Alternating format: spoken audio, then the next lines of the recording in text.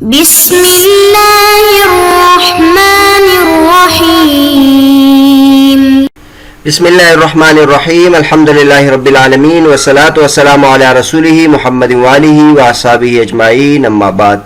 درس نمبر 55۔ آج کے سبق کا عنوان ہے مقدمہ توضیح حصہ 8، تعریف کی دو قسمیں، تعریف حقیقی اور تعریف اسمی۔ توضیح تلوی کا مقدمہ چل رہا تھا اور مقدمے میں اصل کی تعریف اور فقہ کی تعریف اور اصول فقہ کی تعریف یہ بیان کیا جائے گا۔ اصل کی تعریف گزر چکی ہے، الاصل ما یبتنی علیہ غیرہ، اور اب اصل کی دوسری تعریف المحتاج الیہ، اس کا ذکر چل رہا ہے۔ پچھلے سبق میں ہم نے اس سلسلے میں یعنی محتاج الیہ تعریف کے بارے میں صدر الشریعہ رحمۃ اللہ علیہ نے جو بتایا تھا وہ تفصیل ذکر کی۔ اب اس سبق میں علامہ تفتازانی رحمۃ اللہ علیہ نے اس پر جو تعلیقات کی ہیں وہ ہم ذکر کریں گے، اور یہ 2-3 سبقوں پر مشتمل ہوگا۔ تو علامہ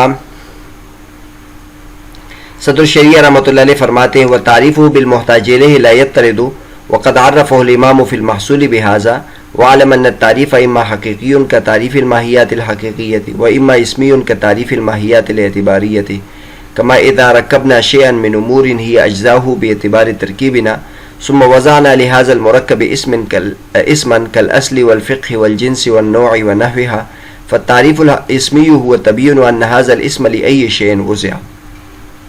فرماتے ہیں کہ اصل کی تعریف محتاج الیہ کے ساتھ کرنا یہ دخول غیر سے مانے نہیں ہے، اور امام فخر الدین رازی رحمۃ اللہ علیہ نے یہ تعریف کی ہے المحصول میں۔ اور جان لیجئے کہ تعریف یا تو حقیقی ہوگی جیسے تعریف ماہیات حقیقیہ کی، اور یا اسمی ہوگی جیسے ماہیات اعتباریہ کی تعریف ہے۔ اور جیسے کہ مثلا ہم ایک چیز کو مرکب کریں کئی چیزوں سے جو ہمارے ترکیب کے اعتبار سے اس کے اجزاء ہو، پھر اس مرکب کے لیے ہم ایک نام وضع کریں جیسے لفظ اصل ہے، فقہ ہے، جنس، نوع وغیرہ، تو تعریف اسمی اس بات کی وضاحت ہوتی ہے کہ یہ اسم کس چیز کے لیے وضع کیا گیا ہے۔ تو بہرحال یہ اس سبق میں ان دو باتوں کے بارے میں ہم تفصیل بیان کریں گے کہ تعریف کی دو قسمیں ہیں، تعریف یا تو حقیقی ہوتی ہے اور یا اسمی ہوتی ہے۔ علامہ تفتازانی رحمۃ اللہ فرماتے ہیں قولہ وَعْلَمَ أَنَّ التَّعْرِيفَ إِمَّا حَقِيقِيٌّ الْمَاهِيَّةُ إِمَّا أَن يَكُونَ لَهَا تَحَقُّقٌ وَثُبُوتٌ مَعَ قَطْعِ النَّظَرِ عَنْ اعْتِبَارِ الْعَقْلِ أَوْ لَا۔ الأولى الماهية الحقيقية أي الثابتة في نفس الأمر ولا بد فيها من احتياج بعض الأجزاء إلى البعض إذا كانت مركبة، والثانية الماهية الاعتبارية أي الكائنة بحسب اعتبار العقل كما إذا اعتبر الوازع عدة أمور فوزع بإزائها اسما من غير احتياج الأمور بعضها إلى بعض كالأصل الموضوع بإزاء الشيء ووصف ابتناء الغير عليه، والفقه الموضوع بإزاء المسائل المخصوصة، والجنس الموضوع بإزاء الكلية المقول على الكثرة المختلفة الحقيقة، والنوع الموضوع بإزاء الكلية المقول على الكثرة المتفقة الحقيقة في جواب ما هو، والتمثيل بالمركبة من عدة أمور لا ينافي كون بعض الماهيات الاعتبارية بسائط على أن الحق إنها إنما يقال لها الأمور الاعتبارية لا الماهيات الاعتبارية۔ ترجمہ۔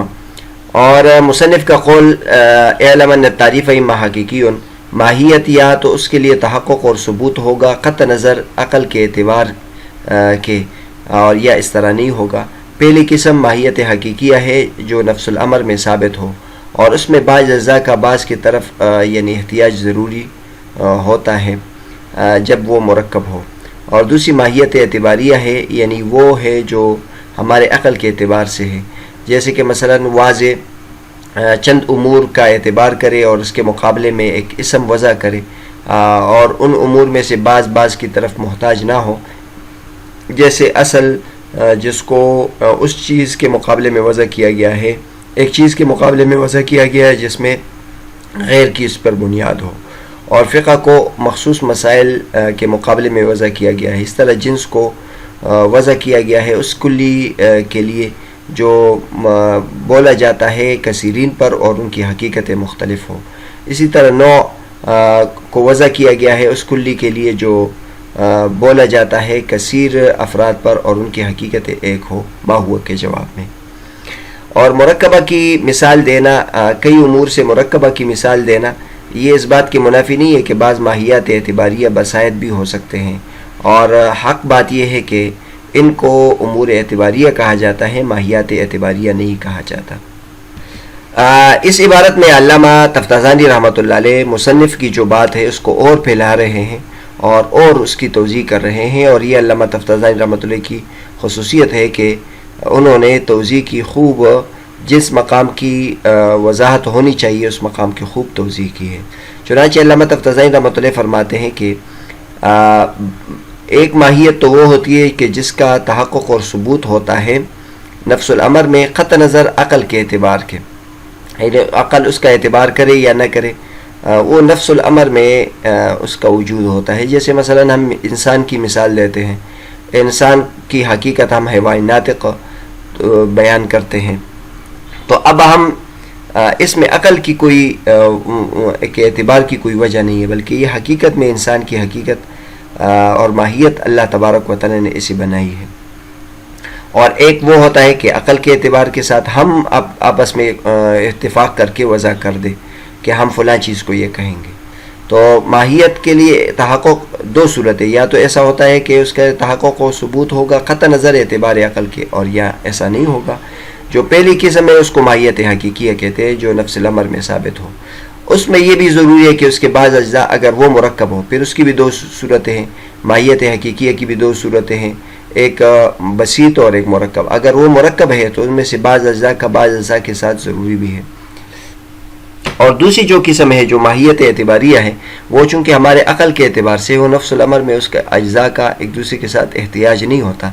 جیسے کہ مثلا واضح چند امور کا اعتبار کرے اور پھر اس کے مقابلے میں ایک نام وضع کرے اور ان اجزاء میں سے ایک بعض کے محتاج نہ ہو.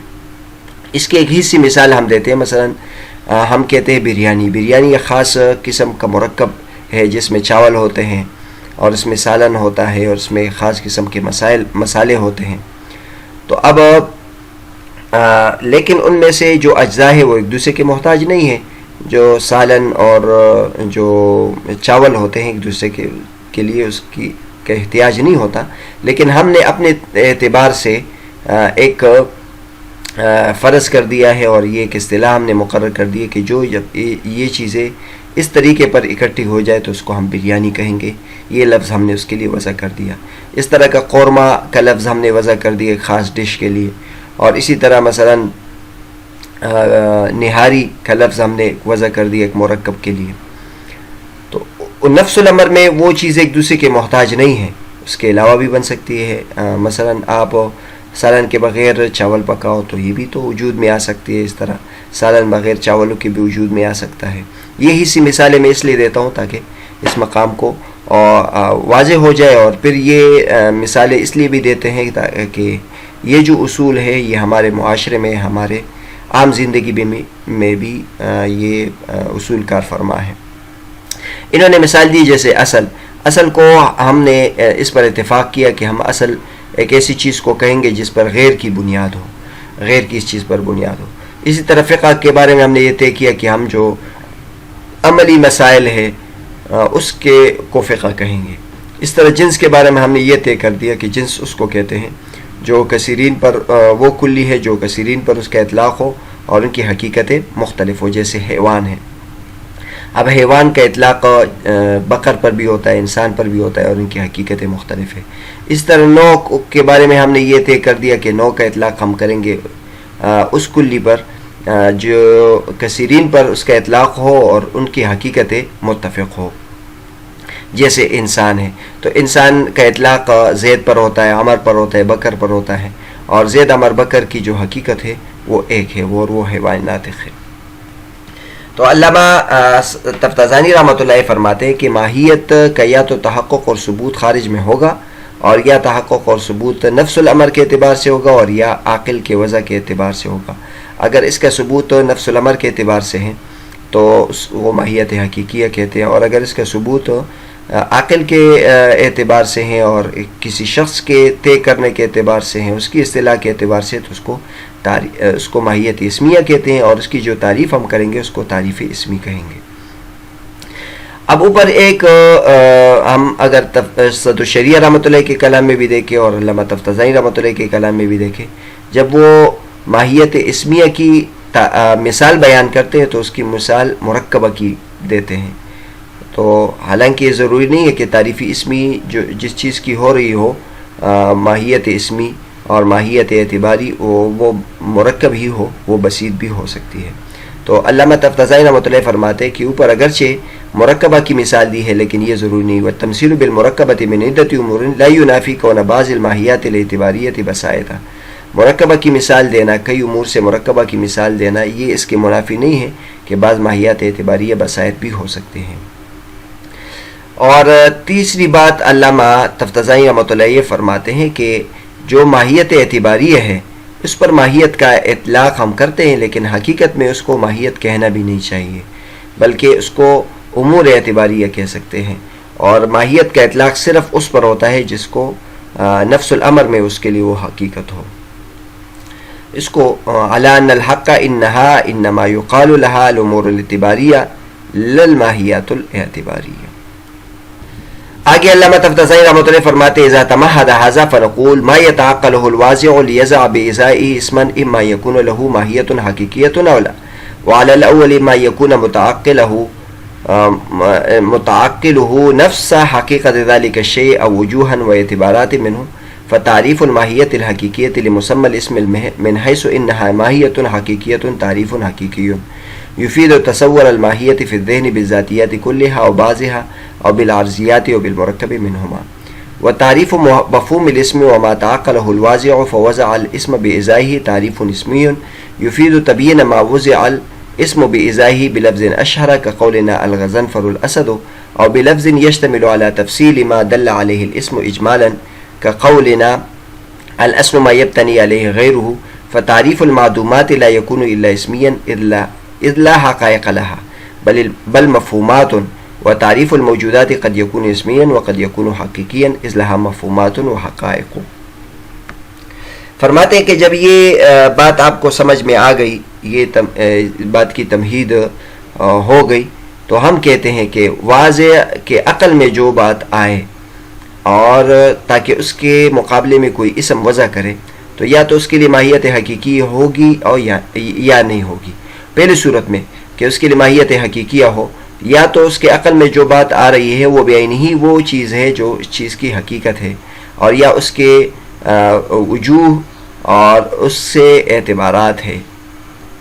بس ماہیت حقیقیہ کی تعریف کسی اسم کے مسمى کے لیے اس اعتبار سے کہ وہ ماہیت حقیقیہ ہے تو یہ تعریف حقیقی ہے. جو ذہن میں کسی چیز کے ماہیت کے تصور کا فائدہ دیتی ہے تمام ذاتیات کے ساتھ یا بعض ذاتیات کے ساتھ یا عرضیات کے ساتھ یا دونوں کے مرکب کے ساتھ. اور اسم کے مفہوم کی تعریف اور واضح نے جو عقل میں لائے ہیں اور اس کے مقابلے میں کوئی اسم وضع کرے, اس کو کہتے ہیں تعریف اسمی. یہ فائدہ دیتی ہے اس بات کا کہ اسم کسی چیز کے لیے جس چیز کے لیے وضع کیا گیا ہے اس کی وضاحت کا مشہور لفظ کے ساتھ. جیسے مثلا ہمارا قول الغضنفر الاسد, غضنفر شیر ہے, یا ایسے لفظ کے ساتھ جو اجمال کی تفصیل پر مشتمل ہو. جیسے ہمارا قول الاسد ما یبتنی علیہ غیرہ, اصل وہ ہے جس پر غیر کی بنیاد ہو. بس معدومات کی تعریف نہیں ہوتی مگر اسمی, کیونکہ اس کے لیے حقائق نہیں ہوتے بل اس کے لیے مفہومات ہوتے ہیں. اور موجودات کی تعریف کبھی اسمی ہوتا ہے اور کبھی اسمی ہوتی ہے اور کبھی حقیقی, اس لیے کہ اس کے مفہومات بھی ہوتے ہیں اور حقائق بھی ہوتے ہیں. پچھلی عبارت میں علامہ تفتزانی رحمۃ اللہ علیہ بیان کیا تھا کہ ماہیت حقیقی اور ماہیت اعتباری کس کو کہتے ہیں. تو ماہیت حقیقی اس کو کہتے ہیں کہ نفس الامر میں اس کی جو حقیقت ہو. ماہیت اعتباری اس کو کہتے ہیں کہ ہمارے سوچ کے مطابق اور عقل کے سوچ کے مطابق یا کسی آدمی کے ذہن میں جو تصور آ جائے اس کو, چاہے اس کا نفس الامر سے کیا کوئی بھی تعلق ہو اس میں عاقل کے ذہن کا اعتبار ہوتا ہے، تو اس کو ایک کو ماہیت حقیقیہ کہتے ہیں اور ایک کو ماہیت اعتباریہ کہتے ہیں۔ تو اب جب چیزیں دو ہو گئی تو اس کی تعریفات بھی دو ہو جائیں گی۔ اگر جو شخص اپنے ذہن میں تصور لا رہا ہے اور وہ اس کی تعریف حقیقی، اس کی اصل ماہیت بیان کرنا چاہتا ہے تو اس کو ہم تعریف حقیقی کہیں گے، اور اگر وہ اس کی یعنی اپنے عقل کے اعتبار سے تعریف کرنا چاہتا ہے، نفس الامر کے اعتبار سے نہیں، تو اس کو ہم تعریف اسمی کہیں گے۔ اس عبارت کی مزید تشریح انشاءاللہ اگلے سبق میں آ جائے گی۔ باقی اس میں جو اہم بات ہے وہ علامہ تفتازانی رحمۃ اللہ نے یہ بیان کر دی ہے کہ عام طور پر ہمارے ذہن میں یہ آتا ہے کہ ماہیت حقیقی اس کو کہتے ہیں جو نفس الامر میں اس کے لیے وضع ہو، اور ماہیت اعتباری اس کو کہتے ہیں جو عاقل کے تصور میں اپنا ایک تصور کرے اور اس کے لیے ایک نام وضع کرے۔ تو واقعی یعنی تعریف ماہیت حقیقی اس کو کہتے ہیں اور ماہیت اعتباری اس کو کہتے ہیں، لیکن آگے جب ہم اس کی تعریف کریں گے تو تعریف کے لیے ضروری نہیں ہے کہ آپ جو تعریف حقیقی تعریف کرے وہ اس کی حقیقی تعریف ہوگی۔ مثلا ہم سے کوئی اگر انسان کے بارے میں پوچھے اور ہم اس کی تعریف کریں حیوان ناطق، تو یہ ضروری نہیں ہے کہ یہ تعریف حقیقی ہو۔ بظاہر تو ذہن میں آتا ہے کہ یہ تعریف حقیقی ہوگی، لا محالہ جب آپ تعریف حقیقی ذکر کریں گے تو وہ تعریف حقیقی ہی ہوگی، لیکن علامہ تفتازانی رحمۃ اللہ فرماتے ہیں کہ نہیں، اس میں جو بولنے والا ہے اس کے سوچ کا اعتبار ہے۔ اگر ایک شخص بیان یہ کرنا چاہتا ہے کہ میں اس کی تعریف حقیقی بیان کرنا چاہتا ہوں اور پھر حیوان ناطق کا لفظ استعمال کرے تو یہ تو تعریف حقیقی ہوگی، لیکن اگر وہ تعریف حقیقی بیان نہیں کرنا چاہتا اور وہ اس کے مقابلے میں پھر حیوان ناطق کا لفظ استعمال کرے تو یہ تعریف حقیقی نہیں ہوگی۔ لہذا تعریف حقیقی کے لیے دو باتیں ضروری کہ وہ تعریف حقیقی ذکر کرے اور اس کے لیے جو لفظ استعمال کرے، جیسے مثلا کسی شخص کا نام ہم نے حیوان ناطق رکھا ہے، تو اب اگر کوئی اس کے بارے میں ہمیں پوچھے یہ کون ہے اور ہم اس کو کہیں کہ یہ حیوان ناطق ہے، تو اب یہ اس کی تعریف حقیقی نہیں ہوگی، کیونکہ اس وقت مقصود اس کی تعریف حقیقی نہیں ہے۔ تو انشاءاللہ اس کے بارے میں اگلے سبق میں مزید تفصیل بیان کریں گے۔